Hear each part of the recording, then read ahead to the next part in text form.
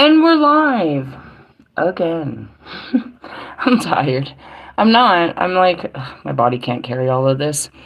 I am the High Priestess Phoenix. I am your spiritual healer, teacher, shaman, seer, oracle, lightworker, starseed, earth angel, mystic, medium, psychic, witch, yogi, guru, messenger of God, the child, firstborn child of God, the LILITH reincarnated, here on the Mercury Day.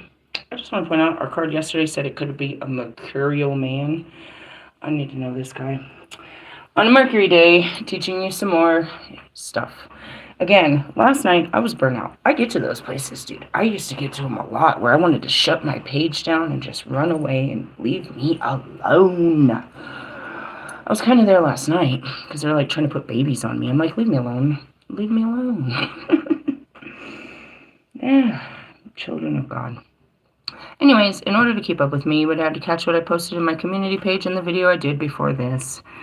What are we talking about? Oh, dark practitioners, manipulation, invocations, working with magic, and the dangers of it. I've never really kind of done so many teaching. I've never really taught on this, so I feel, it's cool. I'm doing something I never did before. But at the same time, I don't like the fact that we're being called to take such measures. Let me have a drink of my coffee. Anyway, so I made a video about a dark practitioner that I know, and how they work, and how most of them work, and all this bullshit. I told you all kinds of different stuff. I told you about some amulets. What are the amulets I wear? Truthfully, it's the Eye of Ra. I have my jade tablet. This is the stone I told you to get, a citrine. This is rose quartz, and then occasionally I put some oil in it. I'm thinking about putting my LILITH oil in there. The Sun God, Mary Magdalene, the Holy Family, which is Jesus, Joseph, and Mary, Dreamcatcher with a clear quartz. What are mine? Mine are representations of God. That's all. I teach you, to have the citrine that keeps off, just heavy energy. If there's an herb that you want to carry on you, that I carry, I showed you that many times. I carry mugwort and woodworm in a small baggie in my purse.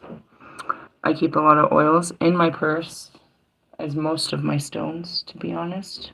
I used to keep them on my bra, like literally in my bra forever, and then now I keep them in my purse, which is obviously not far away. We talked about, it all started with a card from last night talking about, an invocation to a part of me, the dark goddess, and asking for protection. If you've been staying with me, you notice that the dark goddess offers all forms of protection. Do you know? So I got to start off with something. As soon as I said that, I feel like, and this is going to her, Stephanie, I feel like you didn't know the Morgan, and you started playing with the Morgan, and you've been playing with the Morgan for too long, and it wasn't actually, you say the call of the Morgan.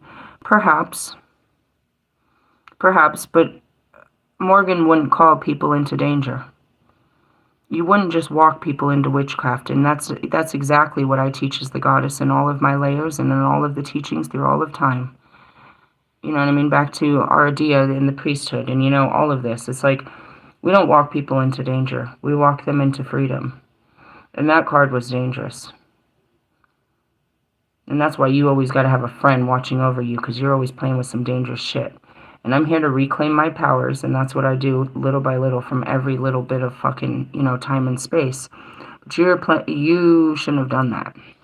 And that's what I made last night's video about, is about you don't go playing with powers. Then this morning I had to highlight this woman that's full of all these dark energies because of just doing that. Just lighting candles, knocking on doors, doing invocations and rituals to fucking deities she didn't understand. And now she has all...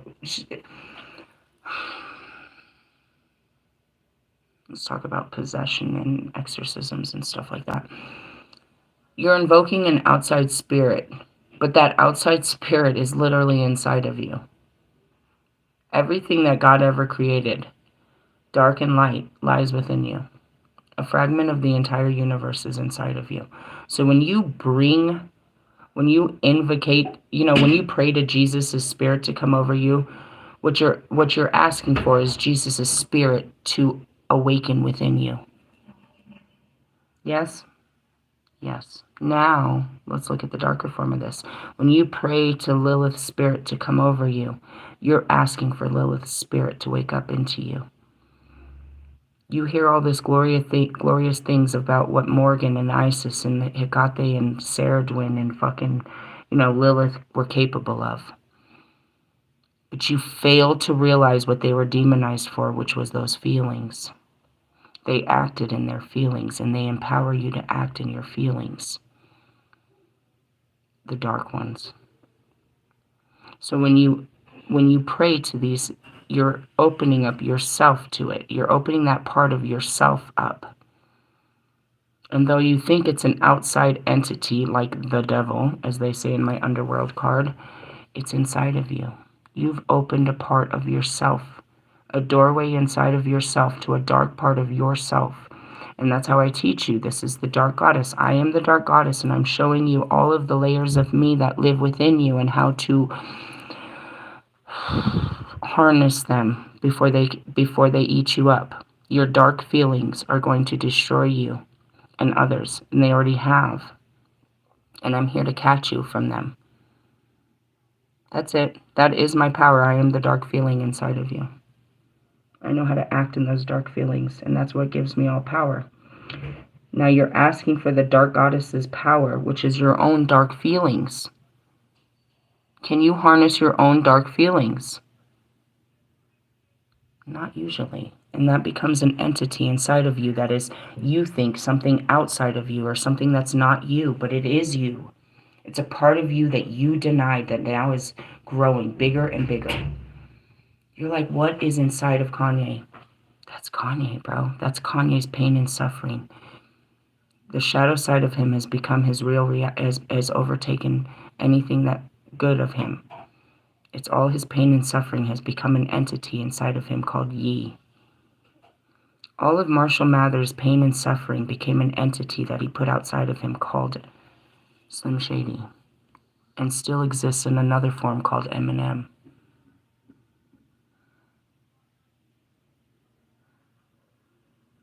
You have this version of yourself, the shadow version of yourself that you put on your profiles.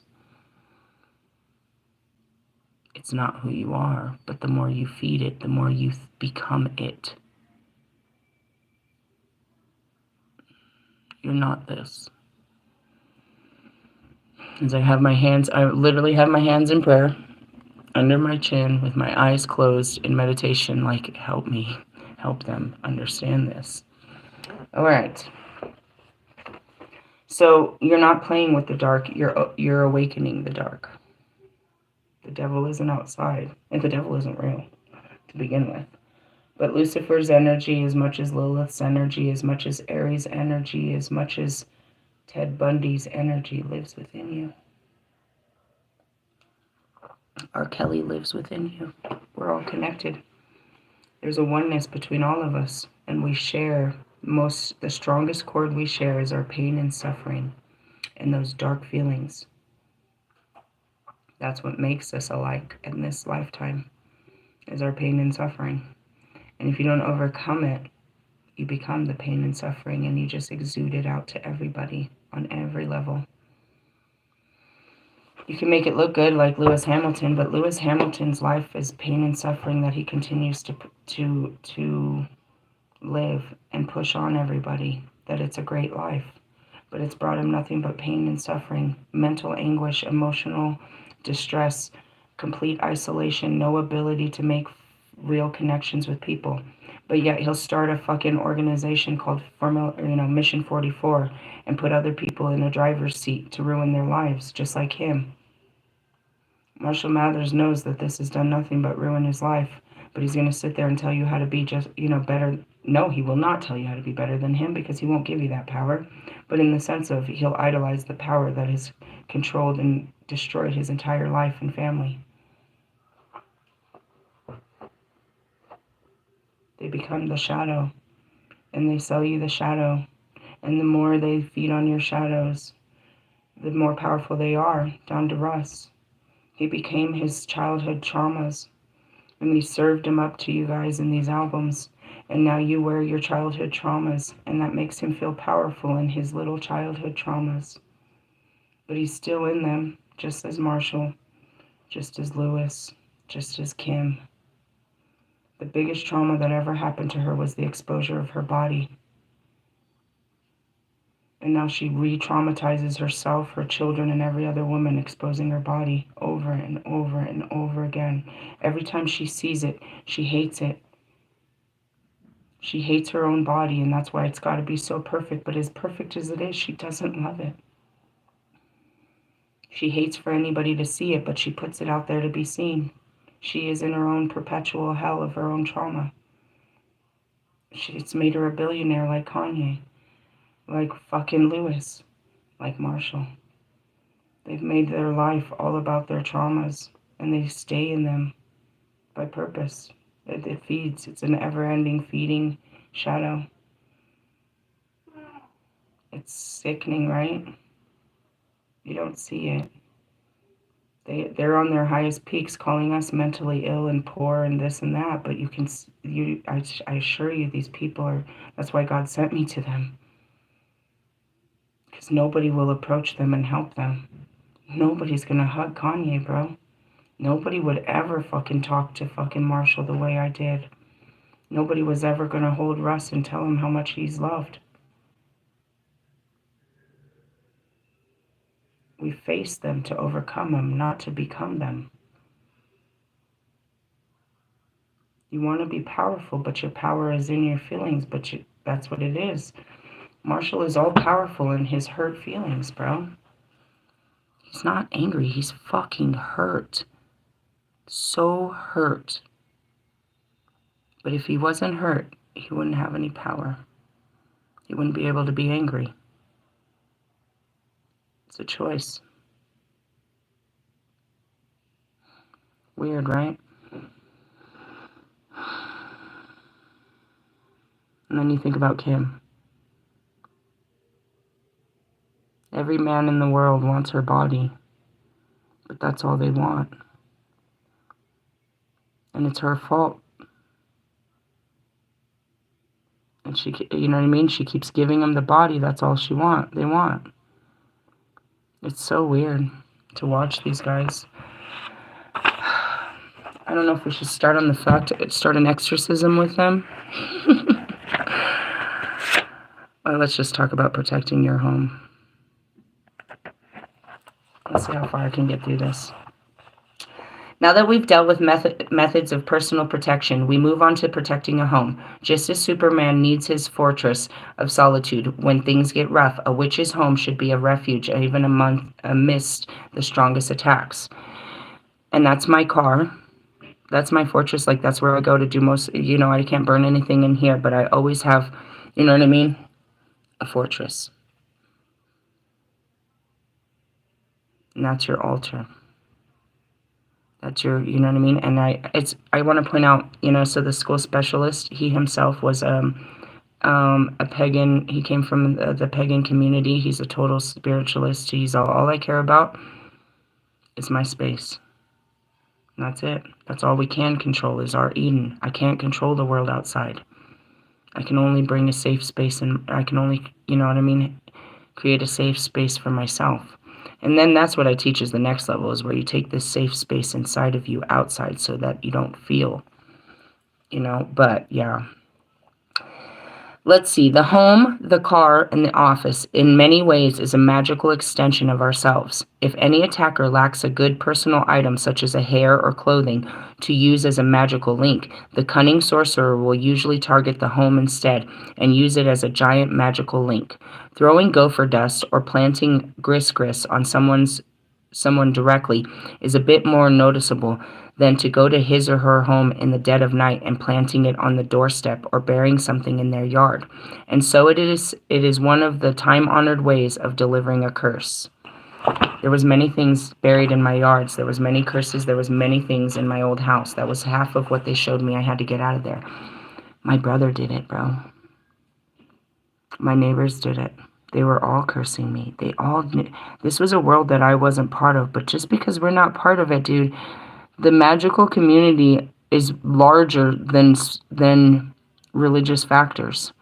Everyone that they kick out of their fucking churches finds God another way. You can't deny people God. If you don't let them in their church, they're going to find a way to God. It's in their nature to find their way back to God. They will self-empower themselves back to God. It's the way. You're always trying to get your way back to God. And unfortunately, they find these ways back to particular entities and gods. And yeah, and then again, humans have no power over them. Let's see. So yeah, that's another thing, dude. Like, how long have you lived at the same house, bro? Like, yeah, they probably did. They probably totally fucking cursed your house.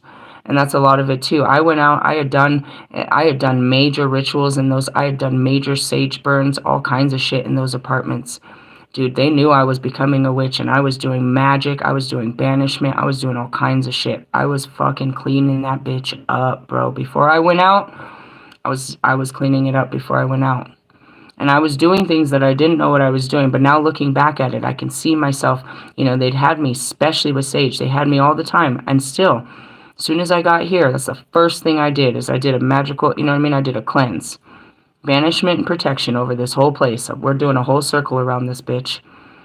And then I sit on the outer skirts. Yesterday morning I was guided to do it, to sit on the outer skirts and do it. I do it in my car with my altar fully open, dude. I'm not just protecting me. I'm protecting and cleansing everyone around me.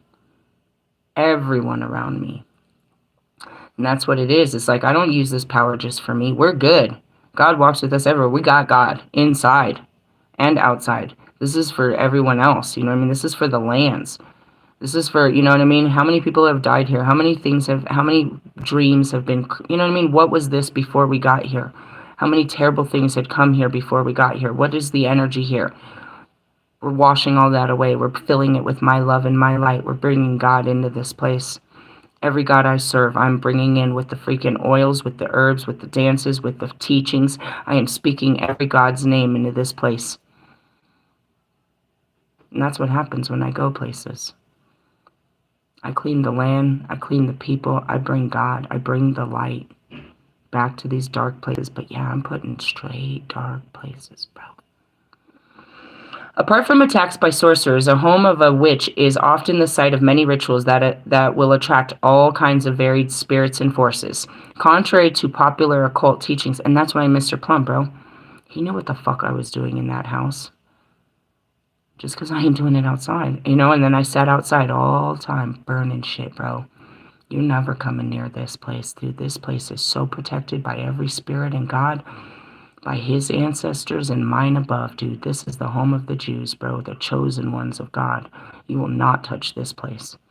And again, I'm called to certain, your ancestors brought me, bro. You know what I mean? You were chosen. And that, I want to point that out. Right before I got on here, Lumen Moon Tarot I was listening to her. She's like, they realized you were a real earth angel. People don't know what I was till after I'm gone. But in essence, don't think about my power. Think about how important you were to God, that he brought me to you. Real ass fucking prophet, bro. A real ass angel. A real ass ascended master to you in the flesh. The rest of them will only see me on TV, bro. I walk as an enigma. They speak and they see me. They have no idea what I am. I look just like you. I wear the flesh just like you. The shapeshifter. I'm, you know what I mean? But they have no idea. And keep that in mind. You may have not, you never know what you're coming in contact with. You judge a book by its cover. And I know a lot of people, they feel shame for it. But ultimately, what happened was meant to happen so that you become aware of God. I'm just God. I'm just an expression of God. I'm goddess. I'm here to make you aware of God and the God and goddess that lies within you. You can't condemn yourself for not knowing. That's the superpower. That's my favorite power. That's why I don't step into the light yet. Nobody knows, and I love it. I stay in the dark. It's more fun. If everybody knew what I was, they'd treat me differently. It wouldn't be as fun. they wouldn't be so authentic. They're really, truly themselves, not knowing what I am. And it gives me a chance to enjoy what they really are. Or be, bizarred by what they are.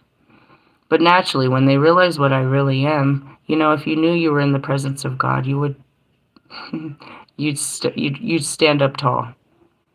You wouldn't you wouldn't try to make everyone look so small. And that's the glory in it.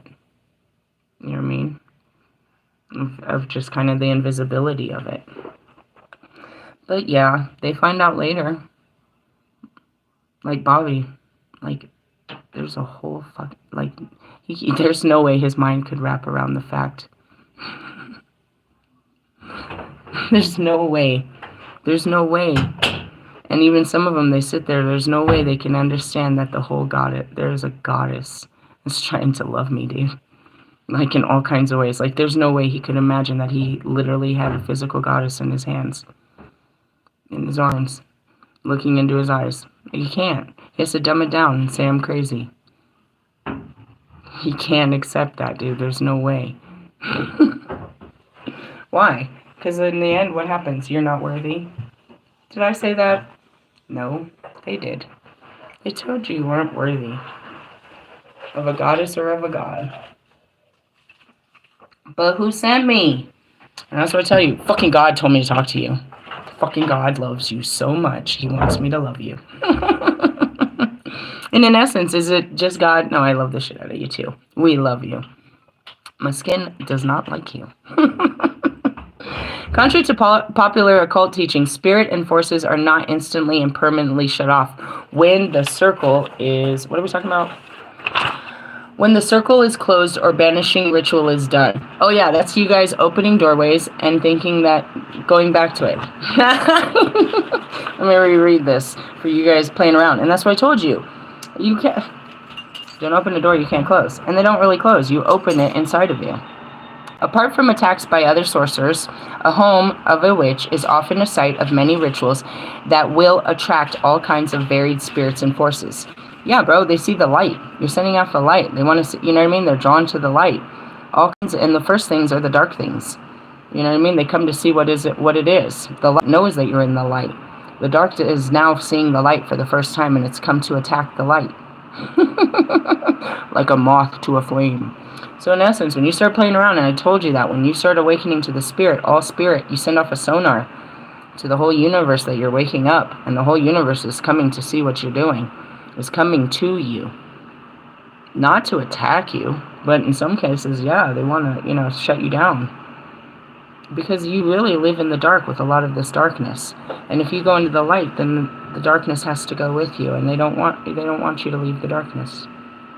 What is it? Your old ways, like me. I love talking shit. I don't want to stop talking shit. Don't make me stop talking shit. I fucking love to talk shit. That's so low vibrational. That's a dark side of me that doesn't want to stop. Don't make me stop talking shit. I love to talk shit. Meaning, the lighter I get, the less that it exists. You know what I mean? The more I come into the light, the less shit talking I do. So the less that side of me exists. It doesn't want to cease to exist. Because I myself love that part. But that's the truth. You know what I mean? You're bringing your dark parts into the light, and they're kind of kicking and screaming. It's like, oh man, don't make me give up fucking sex. I love sex. That's it. It's like you really love these darker things about you, but the light calls you to leave it alone. Anyways, contrary to popular occult teaching, spirits and forces are not instantly and permanently shut off when the circle, and I don't even open circles, circle jerkers, close or banishing ritual is done. Nor should they be. A witch's home should be a house of the spirits, where not only can they be conjured and questioned, but they can also approach you in return. And that's it. You just be sitting there, they just come up. But I have a certain level. I have a certain vibration. Not any of your fucking bunk-ass family can just come up and talk to me. They have to be way down the line and of a good bloodline before they got to you. And they're like somebody that you would never know that, you know what I mean, that is looking out for you. Like way down the line, bro, before your family became this. And that's it. I'm an ascending master. They had to come from, you know what I mean, a master's life. to talk to the master's wife. Alright, this is how relationships with intelligence and spirit is built.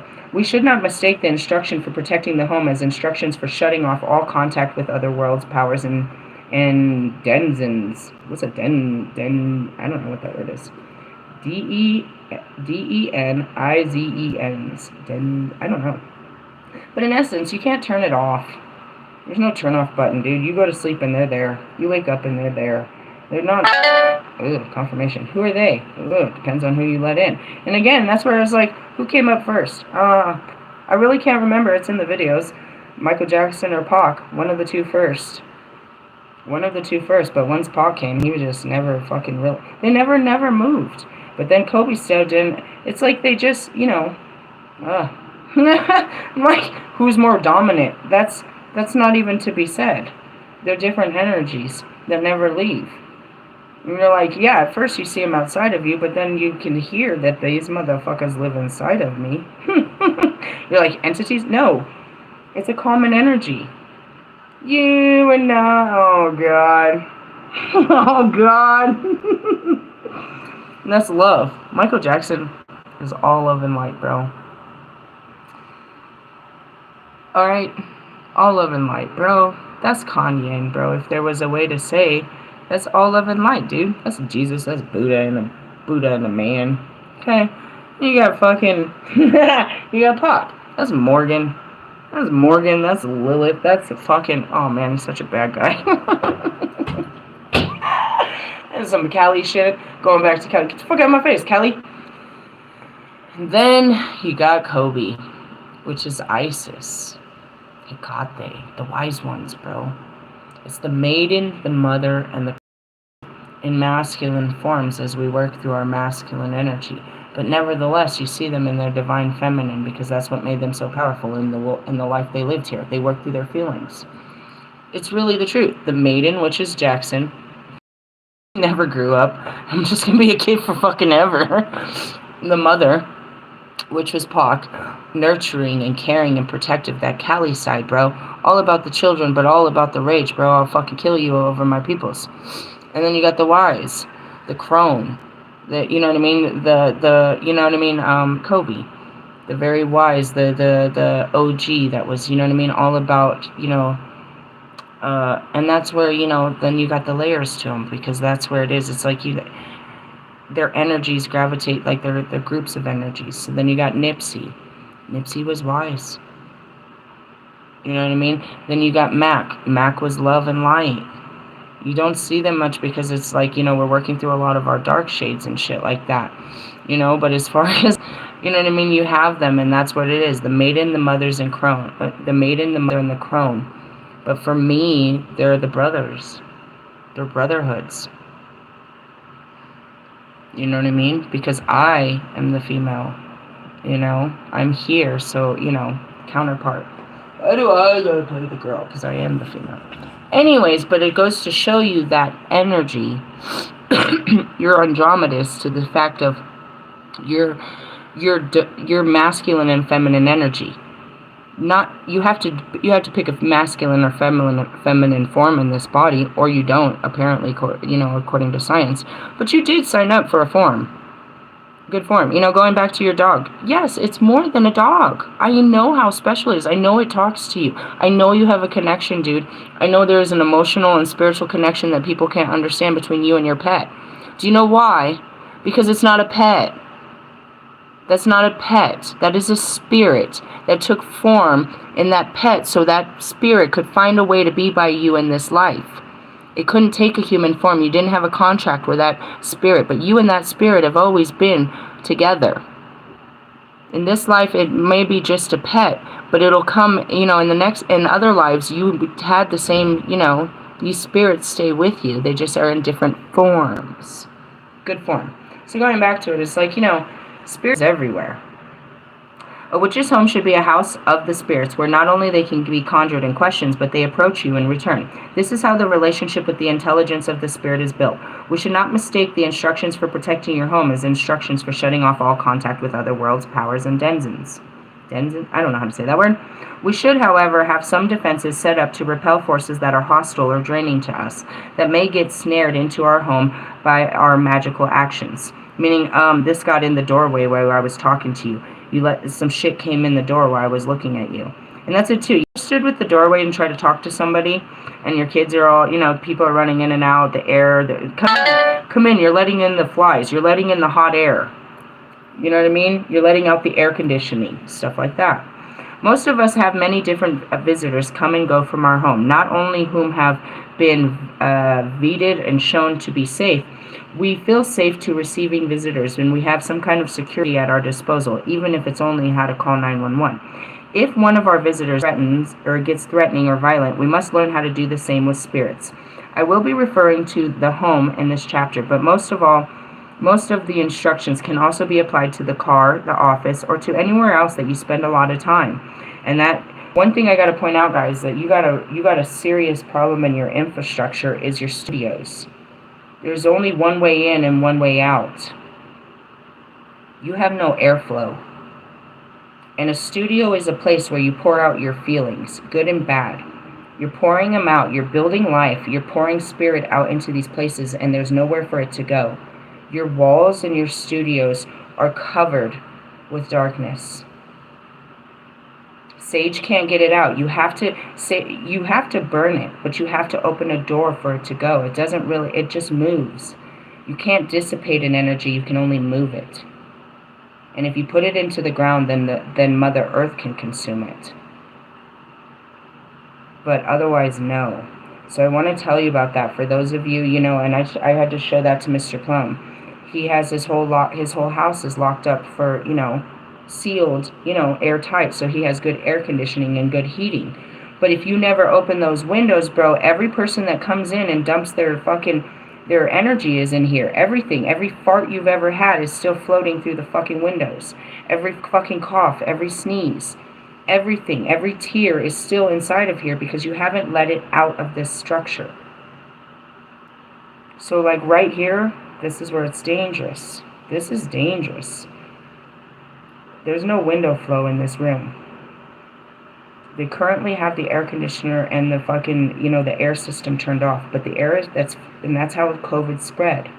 But you have to see it in a spiritual form. Whatever I'm doing in this room is spreading through the ventilation system and being pushed through every other room. There's no fresh energy coming into any of this building because it's sealed tight. What am I letting in here? What was in here before I got here is the question. When you're just sitting there in your thoughts and then all of a sudden you take a deep breath and now you start having some really sad thoughts. Some sadness came over you. Is it your sadness, or could it be your neighbor that's up there on the 7th floor that's crying because she doesn't know how she's going to make it? Spirit is real. There's a spirit in all things. And so cleansing is extremely important, but the outside air must understand that. That goes back to feng shui and the energy flow. This place is built, you know what I mean? It has a big middle, like foyer, and it's built around, so there's the middle place, you walk in, and there's this huge place, and there's the kitchen, there's dining areas, there's this, it goes all the way around, right? And then it goes up 7 stories. And all of the rooms look over into the middle. So it goes like this. It's a spiral. I thought it's amazing because in the night, you see the kids running. They're running on the things. So they're bringing in all this fresh love and light and happipiness.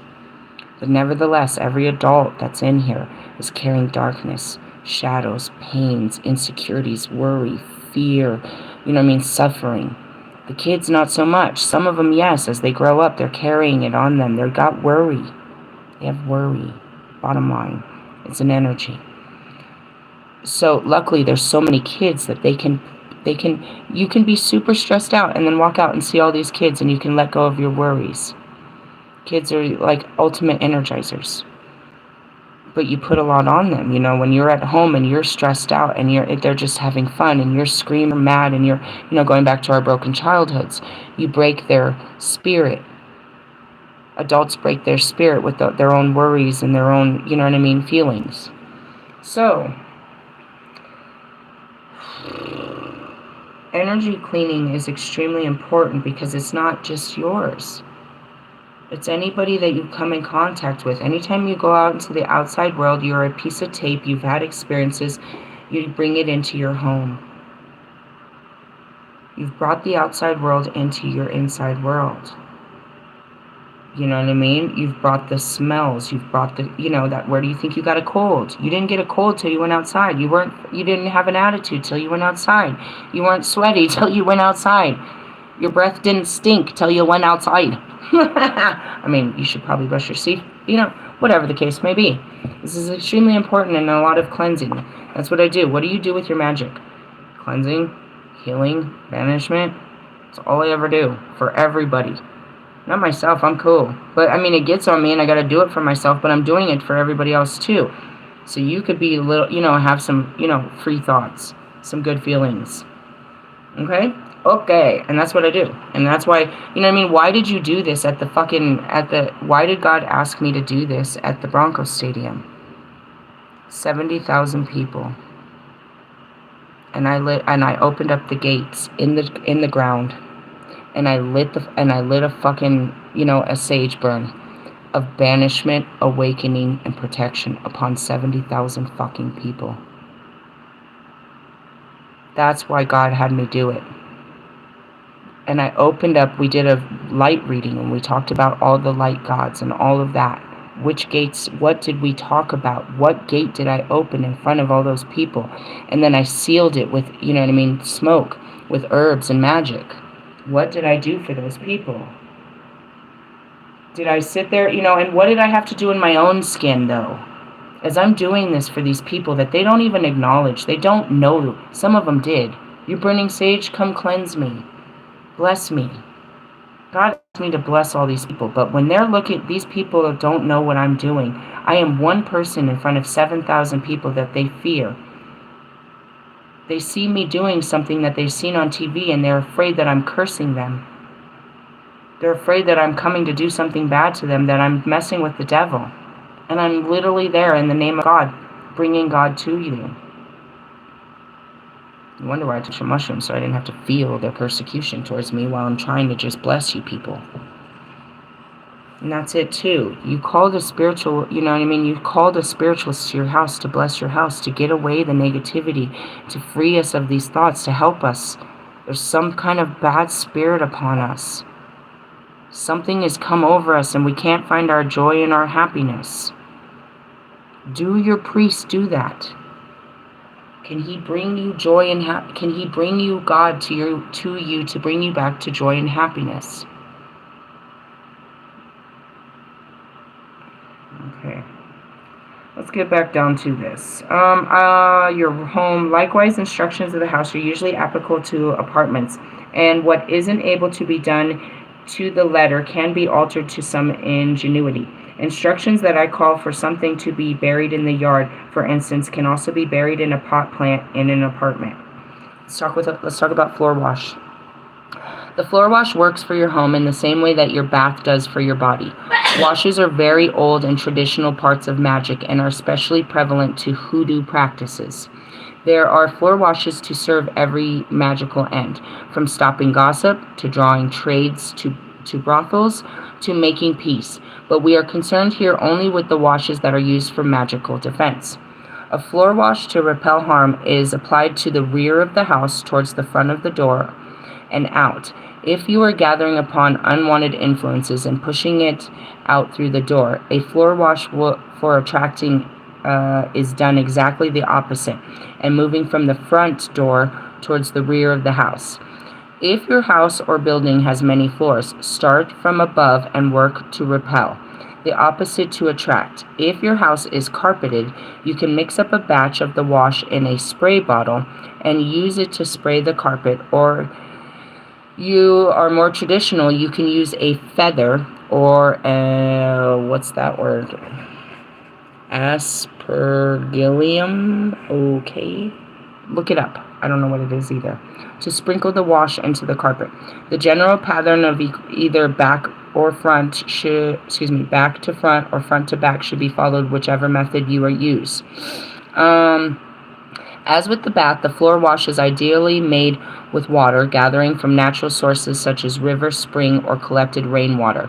Water from the tap will do in a pinch, but water from the natural source is traditional and should be used if you can get it. And that's what I mean. There's no natural air in here, so I have to bring natural elements into here. What do I have? Spring water, but I bought it at Walmart. Same thing. It's like we have to bring plants. We have to bring some of the outside in. There's no outside to freshen this inside, right? Relatively small amount, a teaspoon or a cup of ingredients is added to a gallon or more water is sprayed over frequently. If you don't want to add the ingredients directly because of the mess, you can often brew them into a tea and add that water. I have listed some formulas of useful in defense and protective magic. Again, I have kept the formulas to simple 3-ingredient washes. Those interested in more complex formulas are invited to consult many magical herbals. Going back to it, all of the spiritual stores that I go to, and especially Ritual Craft, they have all of those washes and all kinds of different pre-made bath salts. You know what I mean? For intentions and shit like that. To clear away malefica would be pine needles, saltpeter, and your own urine. First of the morning. That is so weird.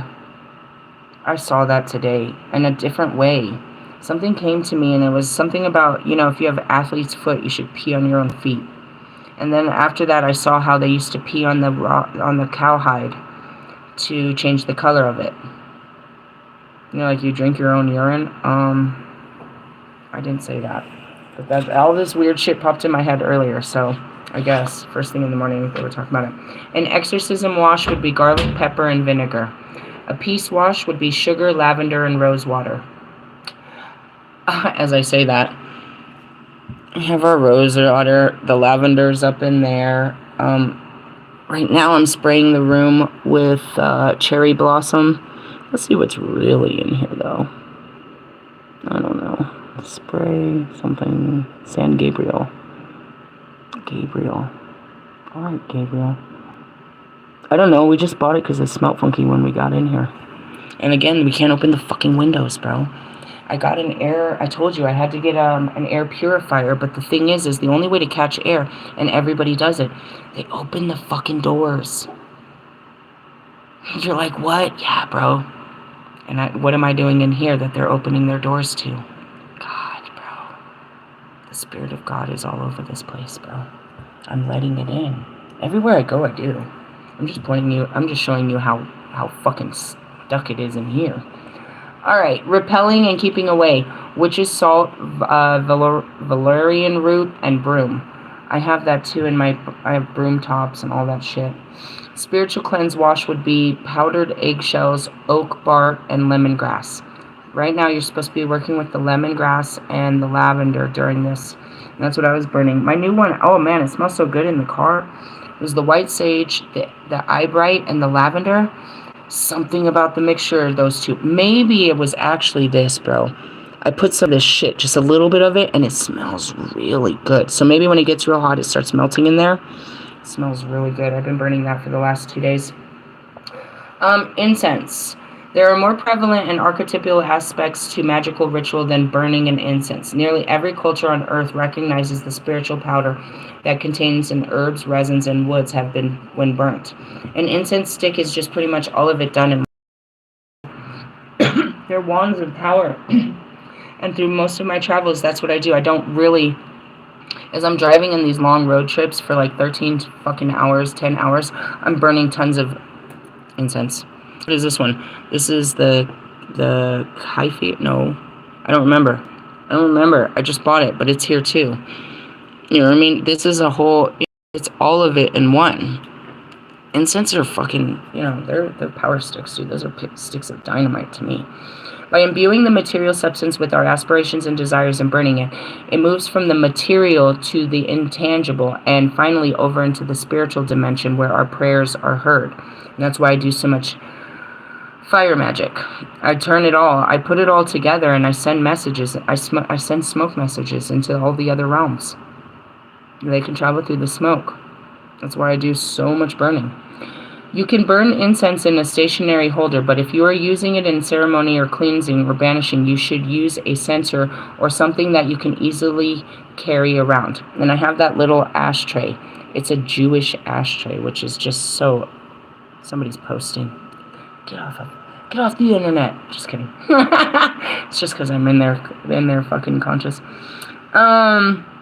I carry that. But then there's other one that I did that I show you that I'll wrap them up in a special paper with a special, you know what I mean, with my sigils and with a special prayer, and I'll burn them that way. Lots of different times, but I'm always burning shit. I'm always sending prayers and stuff like that. Today was about this school, dude. Out of just literally out of my gut, bro. So we're going through schools. We got to pick a school. I was like, that one, right? And I pick it, and I come back. And I look it up. I was like, dude, it's got to be one of the best schools. I feel it. And so I look up the list of the top 10 schools in Denver district, bro. It is totally on that list. I was like, so then I go back. I'm like, come on, God. Get my kids this school, God. Get my kids this school, God. They need a good school, God. Come on, God. Come on, God. And I use my little magic. It's like, come on, God. And if they don't get into it, then that means these are prestigious little bastards that were going to be mean to my kids. That's all that means. God's rejection is divine protection, meaning I'm protecting you from these people. These people are no good for you. These are not your people. That's all that means. That's all that means. But I really want them to have a good, you know what I mean, experience. I really do. And it's far away from here, which I want to believe that, you know how I work. If this is their school and they like their school, then I'll find a house by their school, which is, you know, I don't even know where it is, to be honest. I really don't. It was all that. It's just intuitional. And so that's what I was burning earlier. It's like, come on, God. And now I saw this while I was burning it. It's like, God, that by next school year they would be settled. It might take this whole summer for me to do it, and that's where we're starting now. He made me a promise, and I'm holding it to it. You promised me by next school year they'd be settled and they can have a good school year. He's probably fulfilling that promise. It's going to take all fucking summer for us to get settled into a house and have that stable school year that he promised. It doesn't just happen overnight, bro. So, the pattern of censing with the incense is the same as washing. Back to front, and the outdoor is expelled from front to back to attract. Incense recipes abound. You should feel free to experiment during calm times with different formulas. When in dire need of defense, and when someone else is relying on you, and on you, are not the times to try something new. Be sure to pick out from a few successful recipes before you need them. So here's some of them. For general cleansing, protection, and exorcisms is frankincense, myrrh, and dragon's blood. Those are the highest levels. I don't play around. Dragon's blood, I probably burn twice a year and at specific times. Frankincense, even less. I do it during, Jesus' season, so we're approaching, you know what I mean? It'll be during, the Christmas season, and I will do it again during, Easter. For reversing harm, mullein, sage, and rue, all the time I'm burning sage. All the time. This is what it is. That's what it is. That's what this one is. Camphor. We just got it. That's what this one is. I told you. For calming spirits, mint, pine, camphor, and that's it too. I do a lot of pine. My favorite recently was the juniper. A lot of pine. Then it goes into floor washes, powders, and dust. I'm going to read them to you here. Protection against malicious witchcraft, St. John's wort, dill, vervain. All right, establish peace at the home, Southern John's wort, lavender. Again, I said I didn't have any lavender, but it's in there with cinnamon. Cinnamon is a very strong one. It's in there with the cinnamon and with the baby wings. White candles are used for protection when you need to clear something out. Black candles are used to banish something. You know what I mean? All these herbs and stuff. That's why all this is here, bro. General protection, woodworm, Solomon's seal, and blue cohosh. Okay, now I told you for that general protection, what I keep the next level is a mixture of woodworm and mugwort in my purse. That's what I usually keep, right? I give it to my daughter to hold when we go into the witchcraft store. Her skin starts feeling itchy. As soon as we go in that store, her whole skin starts feeling itchy. She has like an allergic reaction. Her skin has an allergic reaction. You can't see it. She feels it. She feels shit grabbing on her skin when she walks in there, dude. She feels it, bro.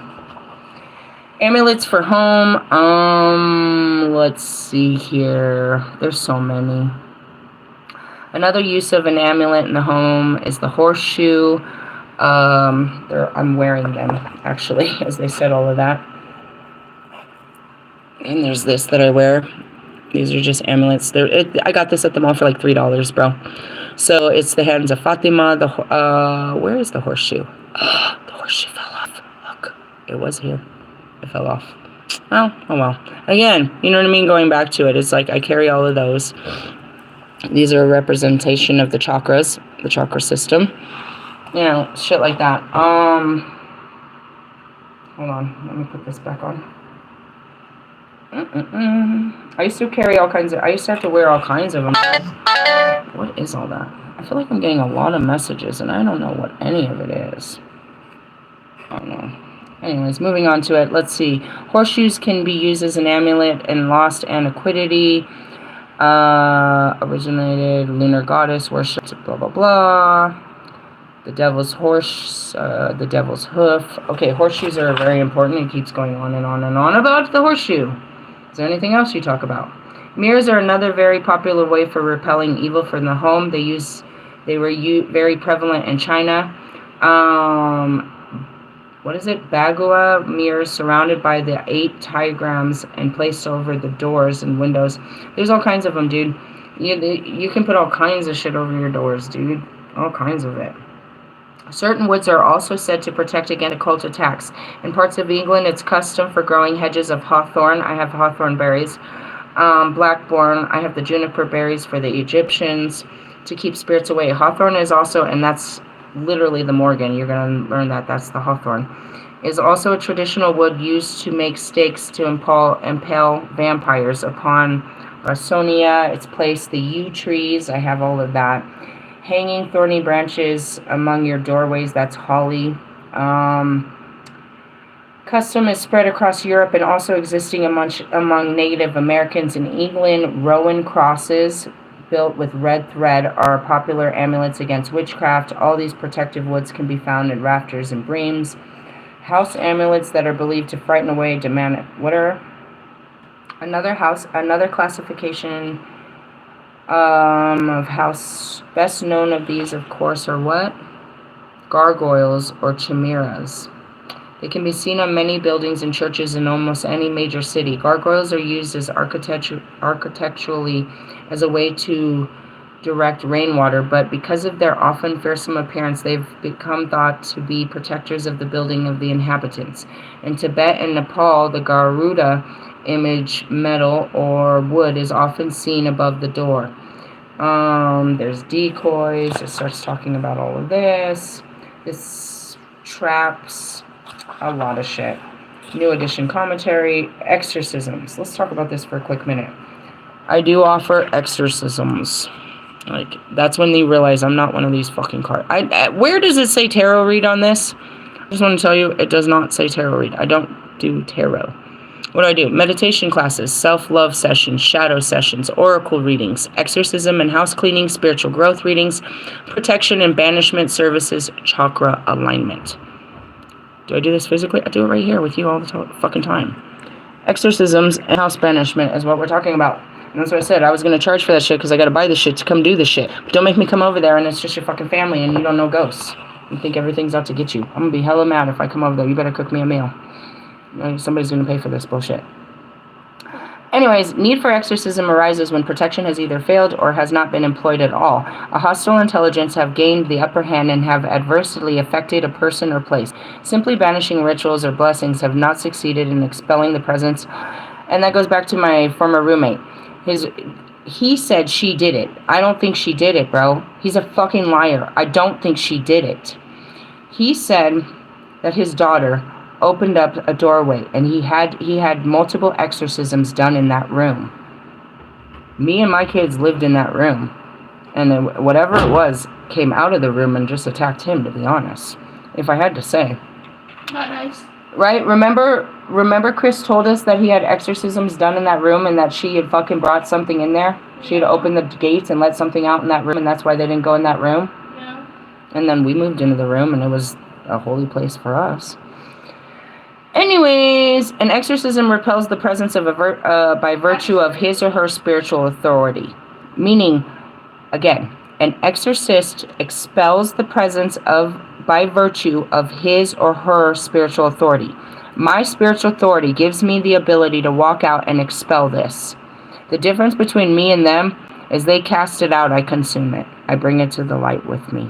I'm not sending it out anywhere. It's coming home with me.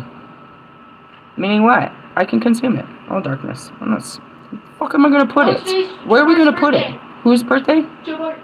Oh, happy birthday, Joe Bart. He made a video saying happy birthday to himself, and he was mad that his chat didn't come to his birthday, even though he didn't send out invitations. Damn, his inner child is coming out. Indeed, the word exorcism comes from the Greek word exokinzine, and that means to bind or adjure by oath. The oath referred to are the oaths the exorcist has taken in the presence of God by which the power can command the spirit. I just want to point this out. Let me say it again. The oath the exorcist has taken in the presence of the gods, and by which power he can command the spirits. Generally speaking, the exorcism is the solution to one of two problems: possession or obsession. These are your obsessions. I told you, fuckers, it's you. It's you. If you're ever going to be possessed, it's really just you and your obsessions. Truthfully, let's get into this. Possession is the infestation of a person by invading spirit. Symptoms range from victims simply feeling the separate presence inside them to a full displacement of a hostile personality where the spirit manifests through the body and the voice of the affected. True possession is rare and difficult to deal with. Let me at them. And that's why you guys are like, oh my god, there's something in them. I know what that something is. I can deal with it. Let me at it. The power of Christ compels you. That's not it. Okay, come here. Come here. The line between psychological and occult problem is very blurry in this area, and often the combination of both treatments is necessary for full recovery. Obsession is far more common and can be defined as a persistent or intrusive hostile presence that makes itself known through various suggestive means. Obsession can affect a person or a place, and the symptoms can range from a simple feeling of an evil presence to visions, paranoia, to psychic physical phenomenon such as people being pushed down the stairs or objects moving by their own. By far the most common complaints in the case of obsession is a weight on their chest while in bed or at night, sometimes followed by temporary paralysis. I've had that, bro. I've had that. I recorded it in one of my videos, bro. They're just sitting on top of me and I can't get up. I can't get up and I can't move. They're on top of me. Something is on top of me trying to strangle me. And I can't get up. It's in one of my videos. I just remember that. Yep. Yep. Was it the same night? It could have been the same night I spoke of where something had ripped my clothes off and the door was closed. True story. I've had it, bro. There's things. No, I'm seeing this happen to me before. This happened to me at Mr. Plum's, bro. This happened to me at Mr. Plum's. There was something on top of me and I couldn't move. I was in straight paralysis. I couldn't get up. I couldn't get it off me. It was on top of my body. It's just on the body. I'm still okay. It's just sitting on top of me. I can't move my body right now. And that's it. Are you scared? I mean, I can't see what it is, but there's something on top of me. To be clear, cases of obsession are not just hauntings. It's not just merely a presence of a neutral spirit or force that is cause for an exorcism, but a spirit or force that is hostile to humans and is working actively to our detriment. Strangely and disturbing as a human may be to some, or as a haunting may be to some, they're not attacks. They are not attacks and are best handled with offerings, banishing benedictions and such. Meaning, you brought they didn't want to be here. They're like freaking out on you. Exorcism of any kind should not be undertaken lightly. Cases of personal possession in particular are best left to the experts.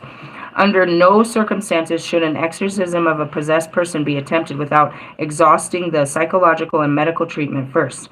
If an exorcism is to be done, it should be coordinated with people of these fields. In fact, that the most Christian churches require the written approval of a bishop and a heap of evidence before an exorcism is undertaken. Meaning you have to prove good cause, and they'll keep suffering. How long will it take for them to suffer before you can prove that they need help? Yup. And the church will deny it. Why? Because it's too much liability. If they can't cure it, then that shows they have no power, bro. The bigger it gets, the worse that it is a problem. Because truthfully, they can't really. It's all faith-based. They believe that they have power, but the scarier this thing gets and the weaker their faith is, if they can't, ultimately, this is what I'm saying, they're not going to, because if they can't win it, then they lose all power. And the church loses power, not the person. So how many true exorcisms other than movies do you know that they're performing? And there's only one or two that can do it, because their faith isn't shooken. But you can't walk to any priest of any church and ask them to perform an exorcism. They're afraid. They don't have the faith. What is the faith? The faith that God lives within them, and that you have Jesus' power where you can lay your hand upon a spirit and it shall be healed or casted out. You have to know yourself and know God lives within you to know that you can do such things. It's all faith. And if your faith was to shatter in that moment, and that's it. And they make jokes. I'm seeing it. Oh my fucking, you seen that spoof of it? It's like, Father, oh fuck this, I'm out. Like, you know, if you don't have the faith, and that's what happened to Peter. He told him he could do it, but Peter didn't believe, so he fell into the water. You know that you have the power of God to cast this spirit out, but when this spirit laughs in your fucking face and tells you you're fucking powerless, this person starts spitting out, you know, ripping their clothes off and making noises, you've lost all power. You're in your fear of this, it's playing off your fear, and you've lost your faith. And now it can latch onto you, because now you're just as scared as the person inside that it's on. You've subjugated yourself in nothing but your fear. So in essence, the Catholic Church isn't going in there unless they know for sure that that they can kill it, they can get rid of it. But they don't know. They don't know, and it's your job to prove what it is, and you have to prove that everybody else tried to get rid of it first. Ain't that some shit? And most of the time, what happened? Was it an actual person that was practicing? Nope. They went to a place where a spirit, you know what I mean, where a spirit lived. They moved into a new house. Somebody in the apartment across the street was playing with spirits. This used to be a cemetery. And why did it attack this person? Because this person is of the light. What did I fucking tell you? They attacked the light first. Why? Because the light has been used to persecute them. When an exorcist goes in to cast this spirit out of the darkness, he's casting it into the light. So now among the dark community is they fear the light. We must destroy the light, for the light destroys us. Now, isn't that just human basis? We destroy that which we fear, that which we don't understand. So again, when you turn on your light inside, all the darkness sees it. And they see you as a threat, because ultimately, like me, the light, when I walk into that room, you're coming with me. There's nowhere else for you to run. You must come back to the light. Their job is to put my light out. They're drawn to it like a flame. The only thing that stands between them and my light is my skin.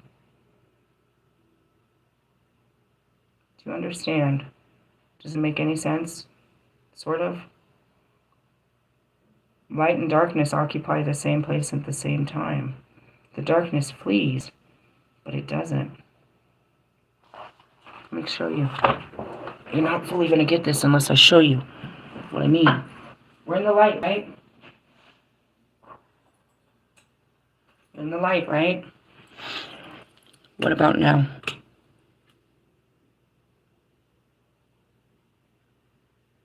What's in here with us? Our own fears. Our own thoughts. We're in there with it. Makes it real. The darkness is real, the light is false. In the sense of the world that we live in right now. We haven't brought the light. We're bringing the light to this world, but the world is made of darkness. And the more that it fills with light, the less darkness it is. So if you are a dark entity, God made you dark. You fear the light because you know you're going to be consumed by the light and you'll no longer exist in the darkness that you are. So is there a war between dark and light? Yes. But it's not what you think. It's not what you think. So, just showing you that is you can't be love and light without the darkness everywhere around you. And though I walk through the valleys of the shadows of death, I fear no evil, for I am the light. And the light is within me. God is within me. He has gone before me. He is behind me. He is with me. Dark is, as far as I'm seeing an exorcism, the shit that they do right there in that moment, that demon, whatever you're seeing, right? They're screaming curse words at them, and they're ripping their clothes off, and they're laughing in your face.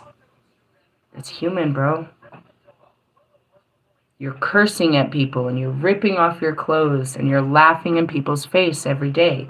This is just a magnified energy now.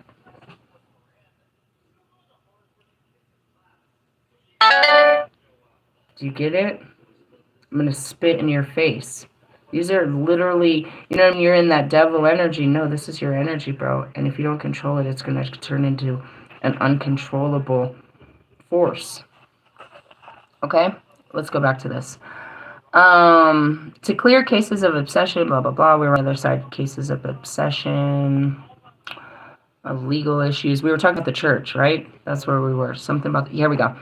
Most Christian churches require written approval of the bishop to heap the evidence before an exorcism is undertaken and should speak to a serious nature of operations. Churches and individuals that offer exorcisms without proper preparation often cause serious damage to their subjects, and one doesn't have to look far to find news reports of abuse and even death that occurs during exorcisms. That means they don't have the power to pull it out, and it's ripping out of the skin to get out at the person. When you pick a fight, it's now what you're doing is ultimately you're going in to pull it out of them. But when you go in to do that, it's coming at you. It's coming for you now. You're the new target. And if it can't get to you, it's going to get onto anyone else too, so that it can use that person to attack you. It's crazy. Why do you have to hold them down? You can see it literally ripping out of their skin, and you can hear them screaming. It's trying to crawl out of their being and crawl into your being because it sees your power. Because people undergoing exorcism sometimes react violently, the session should be taped and witnessed by several people. I don't know why they do that. I'm sitting here with God. Why do they do that, God? Observation only. It's not necessary. Everyone should know what to do in case of an emergency. Sedation or restraining may be necessary, why do they sedate? Because they can put the body to sleep. They can't act out if the body's asleep. That goes back to it. When you go to sleep, your soul can leave this body. You're sedated. Your body is resting. You know what I mean? You can only do what the body will allow you. Sedation and restraints may be necessary, which of course bring legal issues. People performing exorcisms may have been accused of assault and even murder. In the 2005 movie The Exorcism of Emily Rose was loosely based on the case of Anneliese Michael in Germany, and points out some of the dangers inherent in the practice. I cannot stress these points enough, and it is my hope that anyone reading this book who is approached by someone requesting an exorcism or claiming to be possessed take these warnings into account. In fact, if these points were made to you for the first time while reading this, then you should not attempt an exorcism of a person without all guidance from a more experienced person in that field. Cases of obsession affecting either the person or place are much more common than possession. You will be confronted with having to perform an exorcism of this type than general possession. While they do not share all the considerations you need to take into account that possession case do. Situations of obsession can still be dangerous and should not be taken lightly.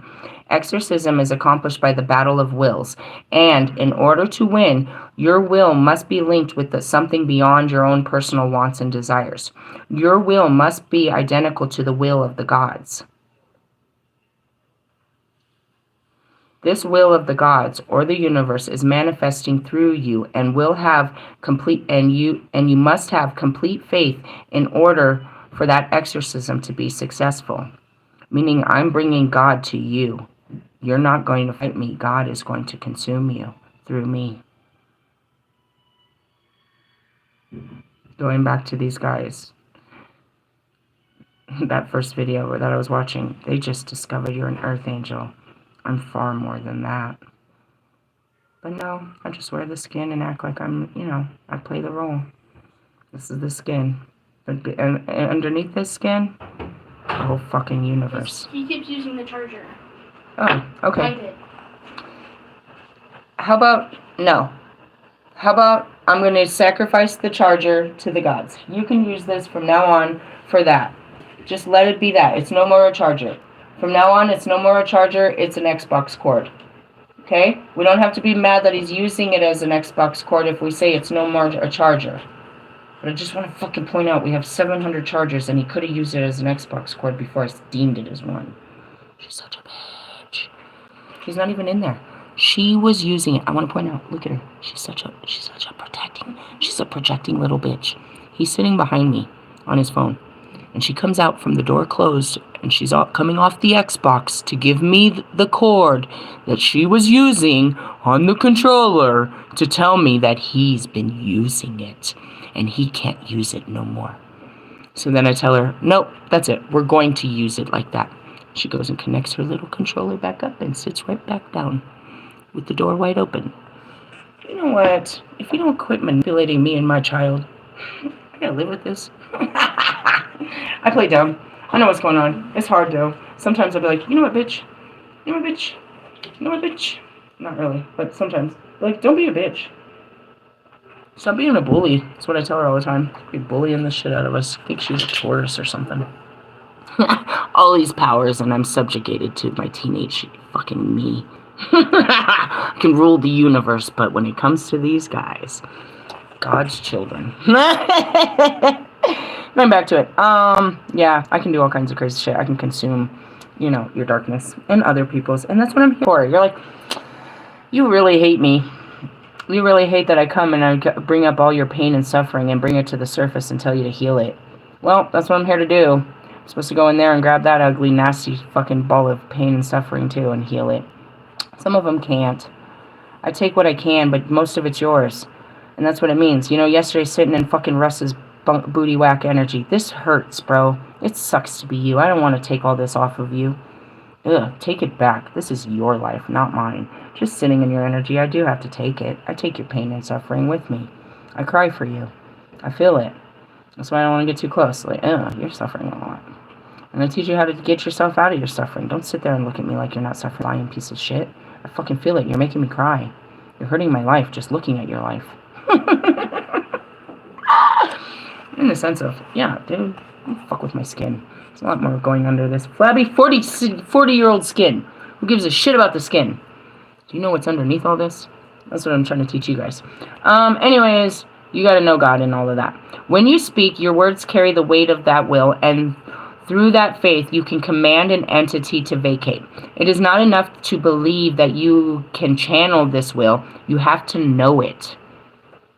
Know thyself, bro. And that's what I tell you. This is not a TV show. I tell you every time who the fuck I am. I am God's firstborn, Lilith reincarnated, with all the powers of the universe and every bit of the universe at my disposal to come and save his children. I know who the fuck I am, bro. Do you know what you are made of? Know thyself. You should not attempt an exorcism by yourself. And that's what I said. Are you guys going to... I saw this thing. I told them. I had a vision. Who was it that I said wouldn't go in? Was it Mike? I don't remember. One of them wasn't coming in with us. I was like, come on, we got to go in here and clean this. And one was like, I'm not going in there. I was like, fine, stay out here. Your lack of faith is only going to make this harder. In the sense of, do you know that God lays within you and you're all protected? And that you have this power inside of you? Then stay outside. Without that knowing, you're going to get us in trouble. Your lack of faith is going to make this thing get you, and then we're going to have to save you instead of what we're here to do. Keep your fucking scary ass outside. Keep your fear-based mentality away from us. You have to know. You have to have the faith and knowing of what we're doing. And that's the truth. It's like, I know. I know. I know. Alright, going back to you know it all. I'm listening. What are we talking about? You have to know it. You should not attempt exorcism by yourself. Go away. Once when attempting an exorcism of a house, I began to run a high fever and passed out. In the middle of an exorcism? Who took over? An assistant practically carried me out of the house, where we regrouped and went back in. I wouldn't go back in with you. You brought me into this and you passed out? Oh, come on, bro. Fuck, I'm not going back in there. Don't do that again. Are we going to be okay? Are you going to be okay? Are you sure? That's a lack of... Dude, that's scary. My knees is weak. My arms is heavy. You know what? Stay outside with your mom's spaghetti, bro. I got to go in here and handle some real dark shit, you scary bitch. Talking about these guys are so powerful. Bro, they are not. That's what I made jokes about. I was like, you and fucking our Paul are never going to go in with me to the cemetery. You'd be out there all scary like and shit. Thinking you're hearing ghosts and shit. Why the fucking bugs are fucking crawling up your leg. The assistant practically cared. Sorry. When we were eventually successful. But I had been alone.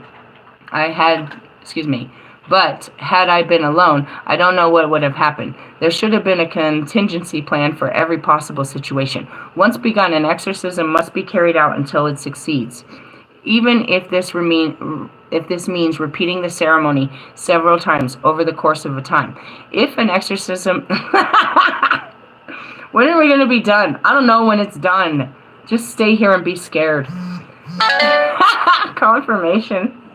If an exorcism is begun and then abandoned completely, the situation can get much worse than it was when you started. After a lot of thought, I have opted out not to include specific rituals for exorcism in this book. Instead, I will give you the general outline for what should be done. I'm not going to even get into this. But it says down here, it's quality, not quantity, and that doesn't work here. Call upon Mars, Moldruk, Michael, Ogun, Horus, and Thor all at once will not serve you as well as calling upon just one deity, or at least one pantheon which you have a strong relationship. That goes back to you, bitch. I'm calling on the spirits of the light. I'm calling on what does she say? All spirits of the light, you may stay. All others, you must leave. You don't even know who you're calling, bro. You have no idea. You have no idea. You have no idea who you're calling. You're calling anybody to your disposal. I'm going to stop there, guys. It's some creepy jeepies. It's some jeepy creepies. I am that, bro. I mean, I'm not just a priestess, but the priestess is, by definition, a witch. We carry all the fucking powers of Jesus and more. Why? Because we harness our dark sides, too. Jesus didn't have all that dark. And again, you know, there's no seniority. I was just his firstborn. Oh my gosh, my dog is talking to me. She's telling me we have to go. I gotta listen to the dog, of course, right? Does your dog talk to you? Do you speak, doggy? It's a dog-eat-dog world. Going back to it, it's like, you know, the spirit is always talking to you. You don't know whose spirit and what part of the spirit. And obviously, it's not outside of you. You shouldn't be hearing shit outside of you, other than your dog. You should be hearing it inside of you. And that's a reminder that all of this lives within you. The whole universe. All of the dark and light. You know what I mean? You don't let the devil in. You wake the devil up. There's no such thing as a devil, you guys. I swear. I want to see this. As someone that does, you know, that's ready for exorcisms and shit, I gotta see this. Let me go see what you guys have done. In the sense of, do I have fear? Yeah, this scares the shit out of my skin, too. What the fuck is that? But I know, my spirit knows that it's of God, and that God is with me, and that I can bring it to God through me. That I am just an antenna to the bullshit. Do you know what you are? I know you don't. You're not awake yet. But we're going to wake you up to your actual divine essence and what you really are underneath that skin. Stop trying to blow up your skin, though, and try to, you know what I mean, make your skin so successful. Because really, it's going to be harder to take that successful skin off than just regular skin. When you have it, you know, tattooed, Gumby. Gosh, I love you, Russ. Love you, Russ, my dark guy.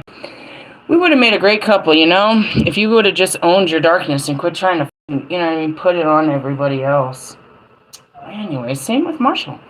We could have been great. We could have been great. But instead, you just want to be a rapper.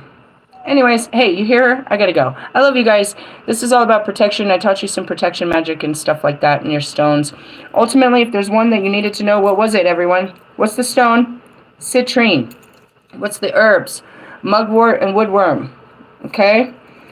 We talked about, you know, your spiritual baths, always washing yourself off. I taught you about always cleansing with sage and stuff like that. There's lots of different cleanses. Put on some good music. It'll change the vibration. I used to kill, oh, remember that, guys? We used to kill my fucking roommate with Christmas tunes. Every time his spirit would start acting up and he'd start getting drunk and violent and everything, we'd turn on Christmas tunes. He'd go crazy and then he'd leave the house. He couldn't stand to be in the vibe of good music, bro. He couldn't stand, and that's it. Darkness flees when the light comes. What is light? Love, happiness, joy, bro. Haters hate happy people, bro. They'll try to steal their happiness, but when they can't, they gotta just go somewhere else with that bullshit. You better take that shit somewhere else. You're not fucking with my happiness. You can sit around unhappy all you want, and I'm gonna laugh at you. It's gonna make me more happy to see you unhappy, bitch. Take your unhappy ass somewhere else. Come back on Friday, and I'll help you deal with those unhappinesses as I cry through my own. But in the sense of, you know, that's the love and compassion. Is I feel you, but we're not going to sit around and sit in these fucked up ass feelings and take them out on everybody. You know what I mean? I get it. We did that, and that's what I'm here, you know, overcoming, ascending master. I'm the home of your fucked up ass feelings, and, you know, the goddess of your own hell. I felt very Mr. Rogers while I was tying my shoe there. Hey, Mr. Rogers. Oh God, it's time for laundry. It's the laundry call. Hey, I love you guys. Have a good day. Laters, haters.